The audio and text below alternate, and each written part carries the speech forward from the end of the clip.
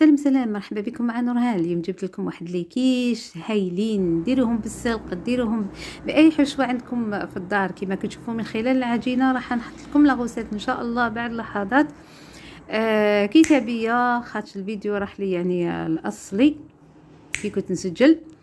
المهم هنا بعد ما درت العجينه في ليمون يعني مدورين البراكات كما تحبوا اللي عندكم. حطينا الحشو اللي هي عباره عن صدر ديال الدجاج مع لي زيبيس فلفل كحل قزبر وشويه تاع الكوري، وزدت لهم فروماج كما كتشوفوا جاو طراوه ولا اروع، يذوبوا في الفم.